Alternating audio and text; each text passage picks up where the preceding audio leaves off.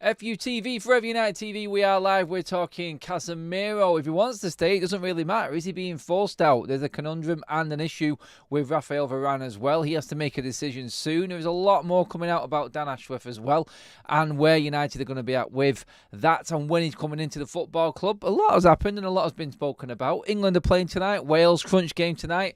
I'm with my man Jay, who's going to give us the inside track on what Belgium are like, because apparently, Jay, it was a bit of a 0-0 draw, was it not, the other night against you boys? Yeah, so it was the dawn of the John O'Shea era. He's caretaker manager. Loved John O'Shea as a player. He played everywhere, even in goals for us. He did. So I think the Irish fans love John O'Shea. But I must admit, I was kind of half watching the game, and then I was, doing other things as well.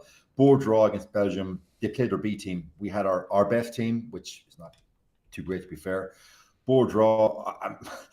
I hope Belgium tonight played their A team against you guys, because I know the weekend you lost to the Brazil B team. But again, what do you expect when you've got Ole Gunnar Southgate as your manager? Is what it is.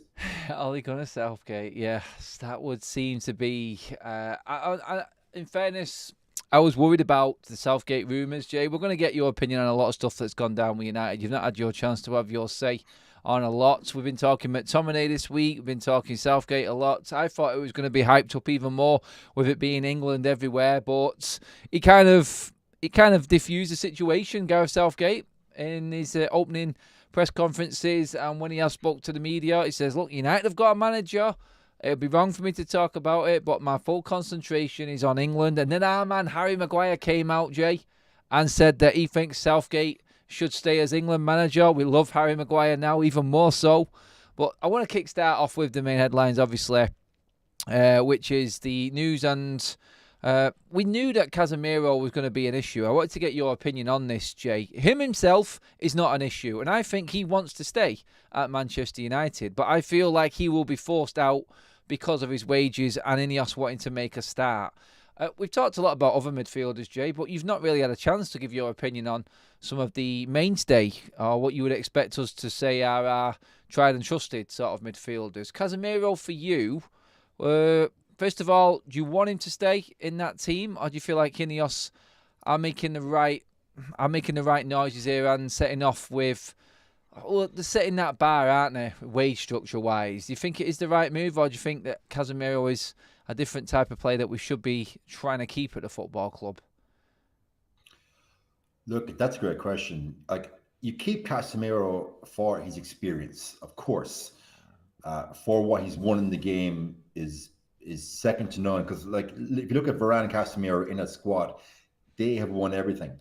I know Casemiro hasn't won a World Cup, but at European level, he's literally Mr. Champions League, Mr. La Liga. So far his experience, and I also want Kobe Manu to learn how to play CDM. Now, obviously, we don't know yet if Manu is going to be an 8 or a 6, but that's by the by. But for his experience, I want Casemiro there in that midfield to nurture Manu.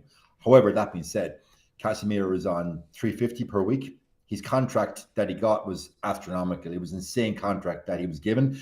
And also, Real Madrid don't sell a player unless Real Madrid know that that player has already given them their best, and then they'll move him on. And Real Madrid have this knack of always moving on a player at the right time for big money. So we paid too much for Casemiro. His wages are far too much. So if Casemiro wants to stay, I want him to stay, but on a revised wages. Now, the man's money is made. He's already a millionaire. So the question is then, does Casemiro want to stay at United on lesser wages, or go to Sand League and double his money? That's the question. That's only Casemiro can answer. Yeah, that pretty much took the words right out of my mouth there, Jay, in terms of Casemiro. Is he there for the money? Is he making these... is he saying these words in interviews, and when he's been asked about Ine-os and so on and so forth, about they need to work alongside the football club, the fans, the players, we're all working on the same... We're all working off the same page. Is that easy to say that when you're on 350 grand a week? Do you feel like that's what's driving this, or is he just that leader type character that you feel would drop his wages? Do you feel like he would? Because he's only in the second year of a 5-year deal, Jay, and that, I think, is the big issue here. It was we need to entice Casemiro in. By the time he is finishing this contract when United were offering it him, he'll be well into, 33, into his 33rd year. I said that completely awkwardly there, but you know what I mean. He'd be about 33. Yeah. I know United were kind of desperate at the time when we bought him in. Do you feel like he's here for the money and he's not going to get that money anywhere else? Do you feel like he wants to stay at Manchester United even if they offered him a new deal? Okay, so currently £1.4 million per month, ballpark of 50 million per annum. That's insane wages for any player in the twilight of one's career. So the question is does he want to stay and play football at the top level, or go to the Sand League in Saudi Arabia and double his money? So it boils down to Casemiro's own internal motivation. Does he still see himself as an elite footballer with something to offer in Europe, or go elsewhere? That's his question to answer. This is it as well. And I think a lot of United fans, they're actually scared because that experience that you said there, he's been there, he's won it all, he's played with the best players, he knows what it takes to win competitions, he knows what it takes. But the ultimate fear for a lot of United fans, and I'm sure it is with you as well, we could be losing Casemiro in the summer because of his wages, but then giving Scott McTominay a new contract. And I think that's sort of what United fans would look at as not progressive. And McTominay, I know he's on peanuts compared to everyone else in that first team right now, and he does deserve more money, whether we like it or not. I think it's only fair that he does get a new deal if he stays. But Casemiro out, McTominay staying in one summer, it's sort of, you know what I mean by this, don't you, Jay? It sort of sends a message, doesn't it? Yeah, so Casemiro out, McTominay in, and that midfield, that's a nuclear option. That does not make sense.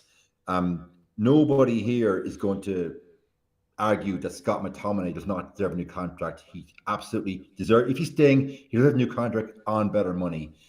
Is he our second highest goal scorer this season? Somebody in the chat will know. He's definitely up there. McTominay, I think, yeah, he is. He's second on 9 in the club level and 16 with country. And yeah, which is a phenomenal strike rate from a player that we still have not established. He's not a box-to-box. He's not a CDM. He's not an auxiliary striker. If McTominay is going to stay, it's staying literally as a squad player.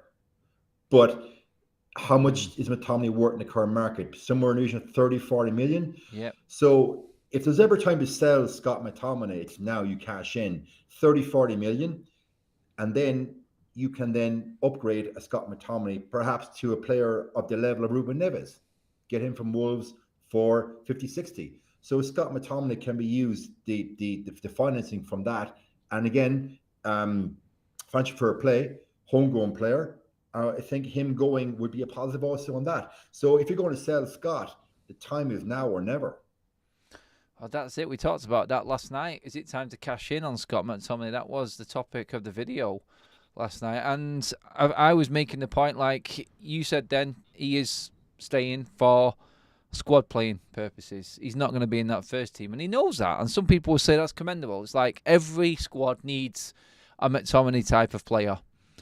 Graham made the point in the chat yesterday also, which I agree with. It's like, who are we going to put in the place of that Scott McTominay? I do believe like it's sort of it's a half and half right now with United this summer, whereas they're looking to move Casemiro on possibly because of his wages, but they are needing to get rid of a lot more before they get to Scott McTominay and getting rid of him. I think it's because he is, and I don't mean this in any disrespect, but he is a yes man, Scott McTominay. He will do anything that the manager wants, and managers love that. Jose loved him. Louis van Gaal, again, when he first came through. Every single manager, Ole, Ralph, everyone was waxing lyrical about Scott McTominay. Everyone who he went up against said he was a good player. We just weren't seeing it, and there's no consistency there. And I don't think any manager has found the best position for him. I think that's the problem with him. But like, it's the unknown of what Ine-os' plan is, Jay. I think more than anything that we're all struggling with, because if they were going to get rid of the players on big wages, then Scott McTominay would be sitting pretty, wouldn't he? He would. But I think the only reason I'm talking about Casemiro now and why this is a topic is because it's more and more reports are coming out that it's likely that he is going to leave, but he wants to stay. So the question is he being forced out by Ine-os' takeover and their new structure, Jay, if anything? And is that then going to safeguard the future for United if he goes? I would say that, but then Marcus Rashford pops up and he's on the same wages, performing worse than what Casemiro is, Jay. So Ine-os have got a bit of an issue, haven't they, with this and how they handle it? Yeah. So let's unpack Ine-os then a little bit. Again, and I've seen a lot of talk on social media, and some of the people I follow raise some very, very pertinent points. That it's almost like Ine-os have become the good news story to deflect from almost 20 years of mismanagement of the club. And I think a lot of the fair weather fans have almost forgotten the mismanagement of the club over the tenure of the Glazers. All of a sudden, income Ine-os, and it's nothing but positivity, and spin. And fans have been very fast to buy into Ine-os, this new dawn. They own 25% of the club. They are running football operations. All this does for me, Adam, it just deflects from the Glazer ownership that is still there in the background. And anything Ine-os do in the long term regarding signing players, cutting players' contracts, and reducing overheads, that just ultimately makes more money for the Glazers. So we can talk all we want about Ine-os being this new dawn. At the end of the day, they are still there to safeguard the position of the Glazers in the long term. I think a lot of fans have actually forgotten that point.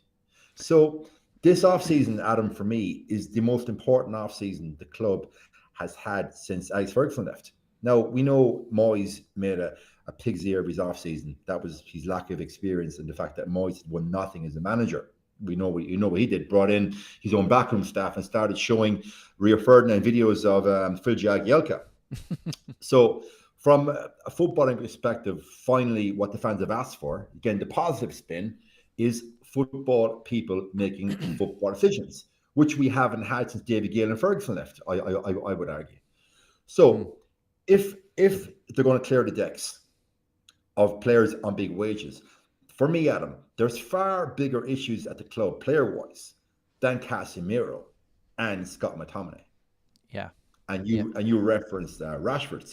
So if Ine-os really want to curry favor with the fan base, well, the obvious player to move on and get off the books is Marcus Rashford.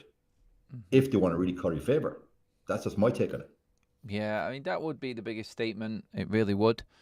The questions come afterwards, like who we're going to get in to replace, right? Because we do need to replace him. But like I said yesterday, like the difference with Ine-os, and you can bring up the negatives and match them up against the positives. I know that they're going to reinvest whatever money we make off players back into the football club. I think that's quite clear.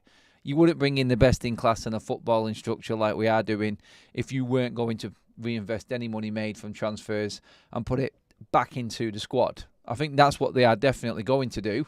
And that gives me confidence that if we did sell Rashford, if we did sell McTominay, then you could easily raise over 100 million there, and that could be reinvested back into the club and the playing staff especially. But that for me is where I've got a little bit more confidence. It's not Casemiro's fault that he's on this wage.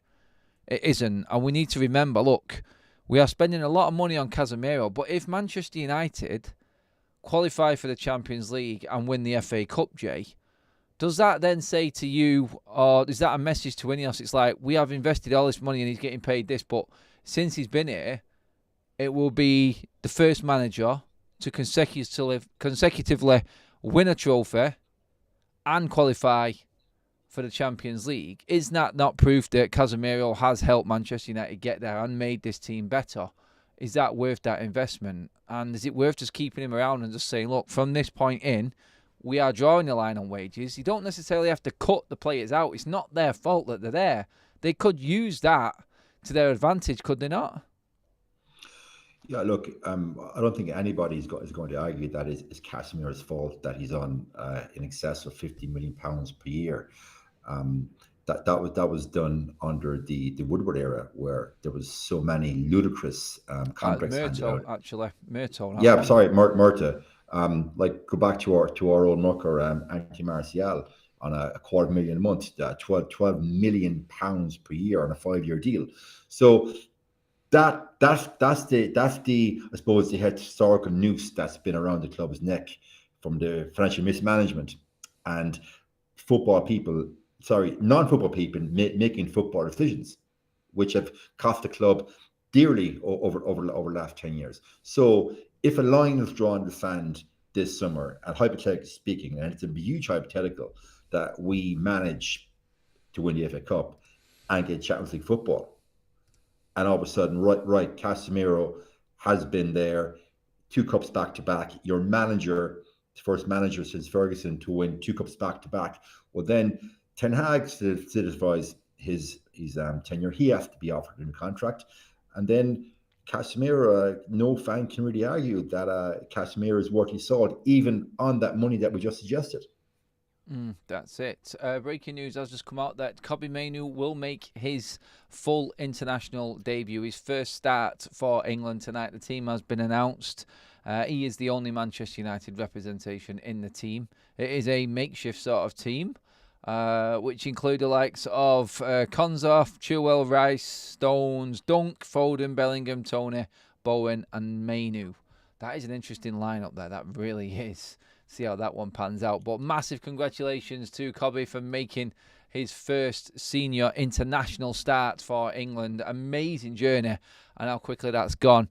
In that midfield, that is a breath of fresh air for us, isn't it, Jay, really? We're talking about Casemiro, setting examples there. In the meantime, holding up this team, it would seem at the moment, are the younger players. It's nice, and I made a point this morning about talking about the younger players, and Garnacho probably making his first start for Argentina later on, early in the morning, around about 2:45 in the morning, our time as well. That, I feel, is where the club have got it right, Jay, because I made a point yesterday and I said this. It was like Garnacho, Mainoo, Martinez, Højlund, none of them are on massive amounts of money. In fact, all them together are on pretty much the same amount of money as what Anthony Martial is combined. The club have got that right, but it shows you the difference, doesn't it, in what was made, what mistakes were made earlier on before Ine-os have came in. They cannot fix everything in one summer. Is it worth just keeping hold of Casemiro for one more year, and then maybe it becomes easier to let him go the season after? That's my point on it, Jay. I don't know, just to finish up on Casemiro. You've said you wanted to keep him. Would you be happy for him to just stay on that wage and just say, look, it was done before we came in. We just want to see out another year with him? If it was me, I would try and get him. It's okay. So predicated on, let's say we end up Europa League. We don't win the FA Cup. Okay, predicated on that, I'd be looking for Casemiro to take a haircut in that wages. Yeah. I mean, they all do anyway if we don't qualify for the Champions League. Exactly. So but, everyone's going to take a cut. Yeah, but I'm talking more like $100,000 a haircut. Yeah, and trim it off the edge. Then incentivize his contract going forward. So Casemiro, okay, we've got this contract, fantastic. However, we need to reevaluate. Next season, we get Champions League football. It's one incentive. We win a cup next season, another incentive. So incentivize his contract for his tenure at the club, and then you see how motivated Casemiro is to stay in Manchester. And back to the previous statement we made, does he want to stay in Manchester and prove that he's still an elite CDM in the game, or go to the retirement league in Saudi Arabia? And that's on Casemiro's also. That is it. Yeah, 100% right on that one. The incentive side of things is definitely the way forward for the football club. Barry Enright, welcome to the Members Club, my friend. You can now join us in our watch-along for England against Belgium. We're over on TIFO. There is a members video you can go and watch now, Barry, because you have just become a member. Make sure you thank Fred. Anyone else who is interested in that, the members section is there. This watch-along format will be open up to everyone. soon enough. But again, we are just testing things out still, making sure that everything is absolutely perfect. So yes, just for the members right now. Hopefully a lot of you will be over with us a little bit later on. Well, straight after this stream, in fact. Just jump right across. But yeah, another player that probably deserves praise for how he's conducted himself amidst all of this carnage at United, I think has been our best defender this season, is Rafael Varane. Now, he is stuck in the middle of deciding what to do. The club, I feel, want to keep him. I do think they want to keep him because there are other central defenders that are looking to be moved on. I actually feel like, because I think Varane is open to taking that haircut on his wages, Jay. I really do. He's already said he wants to retire at one of the clubs that he's already played at, which would be obviously Real Madrid, Man United, and I think it was, I can't remember which club it was now, if it was at Nantes, I can't remember, in France where he started out, but Varane is a no-brainer for me, Jay. He wants to stay at the football club. If he takes that pay cut, I think that is the perfect start for Ine-os. It really shows a massive player wants to still be at Manchester United, and I think is the perfect example. If this happens, I think United are going to go from strength to strength going into next season if Varane does take a pay cut to stay, because it also shows up a lot of players as well, Jay, in the fact that, you know what, it's not all about the money. We're here to play football at the end of the day, and that incentive contract is something that Varane will play to as well. And it's a perfect start, I think. If we can make this happen and keep Varane, I think we are onto something and we are going strength to strength into next season. Yeah, if Varane takes that haircut, as I referred to it as, on the wages, that's a statement from fans of refer to him as Rolls-Royce Varane, World Cup winner. But also, Varane, during his tenure at the club, he has been injury prone. Let's be honest about it here. He has been very injury prone. But when Varane is on the pitch beside Martinez, United are a completely different animal. Varane he's had Martinez, he's had Maguire, he's had Johnny Evans, he's had Victor Lindelof, he's even had Luke Shaw beside him. But the key common denominator in that back four, when fit, has always been Varane. So him staying on a pay cut sends a message across the dressing room to the first team players, and also for me, the youth players coming up, that you've got a World Cup winner who's won everything in the game. He's taking a pay cut to stay here, which shows his belief in the club's going places, and also it sends the message out to recruitment of incoming players. Well, Varane's still there, he's taking a pay cut, so United are actually going places. That's it. If a player like Varane and his qualities wants to stay at the club no matter what, then it does set the standard. It sets the precedent, and I think he's only going to encourage more and more players to come in to Manchester United. Let's get into the chat and see where you are. Everybody, get your comments in now to me and Jay. Barry says Varane is a different level. I would actually keep Evans as well, says Leo. Stephanie, Adam, these are the same players that we're talking about pay cuts during COVID. Players have short memories. United need Frimpong, says Rajat. MDR Samurai with Branthwaite, Fish and Kambawala. We have got options there. We have got centre-backs to cover, I would say, other players that are needed to be pushed out. Lee Dixon says, Ezri Konsa is starting for England. I've been saying about him for ages for United. To get plays right back and centre-back. Chris says, Varane has only missed 5 matches this season, mainly because he was at loggerheads with Erik ten Hag. That is true, actually. His injury record this season, Jay, has been bang on, really. He hasn't been out that much at all. And I think with retiring from international football, a guarantee there. And he's younger than Maguire at the end of the day, Jay, as well. He's younger than Maguire and still a yard faster than Maguire also. Don't forget that. By the way, Harry Maguire, what's our thoughts on my favourite centre-back? Well, we talked about... Do we sell or move on, or does Harry get rewarded with another contract because we can't get rid of him? I don't think he's in line for another contract, personally. Last night we went into a few players that are coming to the end, so Harry Maguire has got one more year after this one, with an option of a add-on from United, which I don't think we will take. I think now Ine-os are in situ, this trigger for an extra year is starting to be it's a forgotten thing. It doesn't look like we are actually renewing them contracts or triggering them 1-year extensions. I don't think there's going to be many players under this new regime that get offered any sort of contract like that either, Jay. So yeah, I'm confident that Manchester United will make the right decisions going forward. The only thing I've got is I think we are going to be getting rid of a few defenders this summer.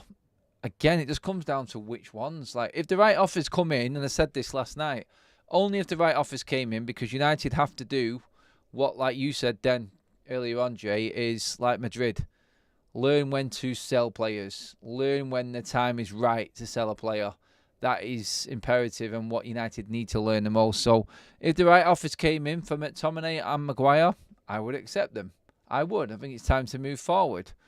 There are players there that we're talking about that could be on this transfer list that just don't offer anything to United at all. Some that really do, and some that we just get rid of. Get rid of. I mean, the players that we've got out on loan right now, Jay, I would say need to be looked at probably more than anyone else, and they take preference, don't they? Yeah, they certainly do. But look, it's a case of there's literally a new sheriff in town, and it's time to clean house.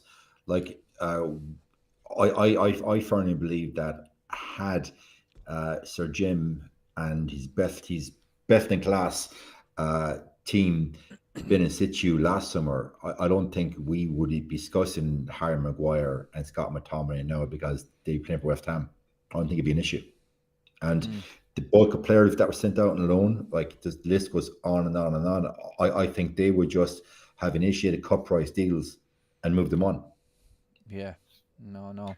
Same thing. I mean, in terms of the defenders looking like they're out of the door, Lindelof, Evans, I would give Evans another year. Graham said he would get rid of Varane and keep Evans. I like Johnny Evans, I do, but I just feel like that experience of Varane right now, if we can make a deal happen and him come on cut wages, then that's definitely somewhere United need to be going with that. Guys, please give the video a like. Do hit that subscribe button as well. If you are tuning in for the first time, thank you so much for joining us. Dan Ashworth not having a director of football, does this worry you, Jay? No, not yet, because it's a long summer. You're not going to suddenly just click your fingers and get him. I think there's plenty of time yet. Like, we're always still in March. Okay, transfer window opens May, and also bear in mind the Euros this summer. So you're not going to get many moves before the Euros, because what happens? Season finishes into May. Players get 2 or 3 weeks off, and then they are off with their European teams for the Euros. So you're talking mid-late July, early August, and then the transfer frenzy. Literally, I think it will be a freedom frenzy. So there's plenty of time for that recruitment to happen. Don't be too worried about that just yet. Yeah, I've just noticed that Marouane Fellaini is on the panel. Good to see Fellaini there. Fellaini is part of the team for Channel 4 tonight for the England game. So, yeah, that is good to see. Marouane is back in the country again. The forgotten man, God. That was a player that divided opinion amongst the United fan base. It really was. But, yeah, I know long summer ahead, Jay. I think a lot of people's fears with Dan Ashworth not being announced yet was that these sort of characters, these jobs at Manchester, not just at United, at any football club, are getting to work early. They're the ones that are getting these deals done as the season draws to a close. And then when the summer arrives, we are ready to go and hit it. And I think that's the concern with a lot of United fans with not having Dan Ashworth in situ. Nick S., welcome to the Members Club, gifted by the Honest Tiger. Nick, you can now come and join me listening to Marouane Fellaini and watching in that watch along with Tifo. Do go on to the members section and look at that latest members video, Nick. And please do join us over there on Tifo. It would be great to have you along. Over 100 likes in the bag. Thank you so much, everybody. But yeah, there's a lot to sort out, and I think that's what most people are worried about with not having a director of football. Obviously, if you've got everyone in place, Jay, things can get done a lot easier. And you've got to just say, look, with Murto in situ, and it's still Ten Hag summer and things like that, everyone's a little bit scared. Like, we don't want another summer like we had last summer, but I'm sure Ine-os will have control of that. In terms of your priority list for the summer, Jay, like, the last international break's done. We've got a dozen games left to go, Jay. This is when transfer talk starts to become a little bit more realistic. Is it got to be the likes of Jadon Sancho, Greenwood, McTominay, Maguire? Where do Ine-os start for you? Like, where is it most important? Is it the players that are contributing nothing, the ones that are on mega money that are not even at the club right now? Or is there more issues within the playing squad?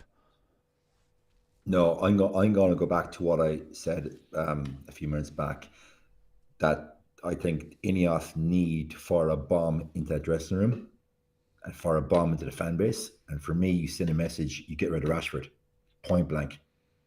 Yeah, and again, people from the chat don't want to hear it. Yeah, he's the first one that I would go, and then it's Greenwood, it's Sancho, it's Maguire, McTominay, and I move down. Rashford would be my number one. He's the player. What are you going to get for Rashford? Ballpark 75 mil. He's wages off your books. He's a homegrown player. So fancy fair play straight away. You just said it yourself, Adam, between Rashford and McTominay, you're talking upwards of 100 mil. And that money straight away then is invested in the squad. So 100 mil straight away there, you're going to buy two players. So for me, I would start at well, for me, he's not a superstar, but the so-called biggest star at the club, Rashford, then it's Sancho, then it's Greenwood, and then I'm moving down from that. So it's probably 200 million there straight away, just in those players that can be reinvested. In terms of players, it's rumoured the noise is coming out that everyone's reporting: left back, right back, centre back, centre forward. Would there be your priority positions? In which order, Jay? Centre forward, centre back, CDM.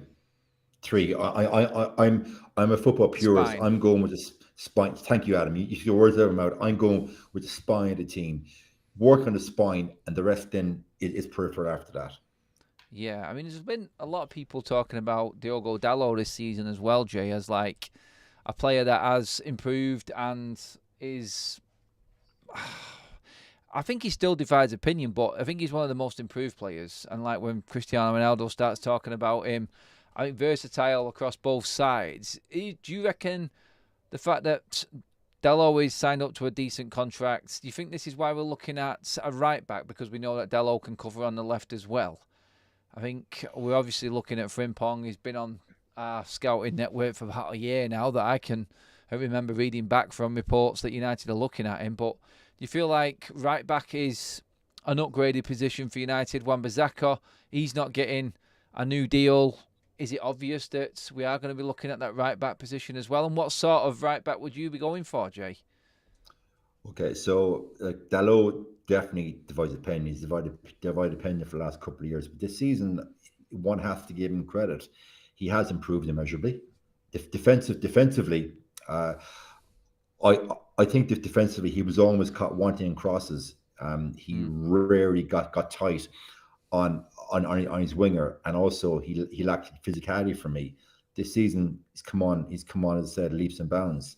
Can play also left back, can cover for Luke Shaw, and again Luke Shaw is another player to be discussed. I think maybe not this season, but next season I think Luke Shaw could be moving on.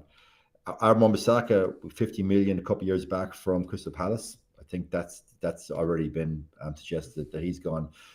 Frimpong, we'll input that gentleman now, I think since the Solskjaer era. Do you think Frimpong is going to come to Manchester and push Dalot out? What do you think? I think Dalot's going to get pushed over to the left, mate, Jay. That's what I think. I think he's going to be that versatile defender. Maybe the new John O'Shea who can play across both sides. But I think Ten Hag likes versatility. He likes to have the inverted winger, which Dalot has been trying to master. Some would say he's getting better at it. Some would say not quite there yet. But you still got to look at it and go, he is improving and can give us that flexibility in the transfer market as well. We can go and look at a left back, we can go and look at a right back. Which one suits best? How does Ten Hag want to play? Because if Ine-os are backing him, then is he going to want that attacking Frimpong style fullback? He's quite clearly not keen on Aaron Wan-Bissaka. I think Aaron Wan-Bissaka is like he's sort of like a hidden gem. Like, you just don't know what you're going to get, and I don't think many teams can handle him. I think someone is getting a good player in Wan-Bissaka, and I don't know. I've always found it hard with Wan-Bissaka and deciding whether I like him or not. I think he's a player to go forward. There's been moments where I thought, wow, we can't afford to let him go, just his defensive qualities. But then there's times where I'm just like, he just cannot get past that halfway line though and contribute. He sort of gets a nosebleed every time. So in the end, what style of football does Ine-os want to play, Jay? And I think that will determine the type of signings that we make this summer as well, because let's not forget, Sir Jim Ratcliffe has already said that they will decide amongst them what style of play United are going to go with.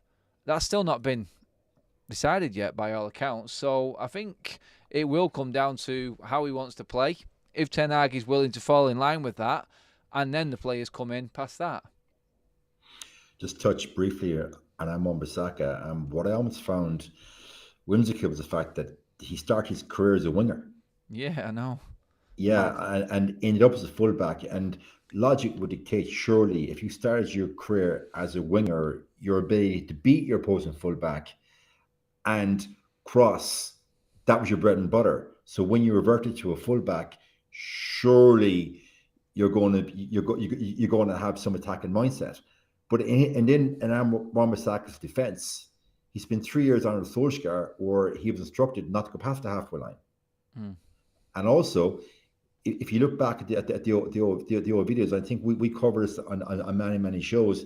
He was almost tucking in very close beside Lindelof to protect him as well. It was all there's mitigating factors for Wan-Bissaka, but then going forward to play style, it's been set by Ine-os, not necessarily by Ten Hag.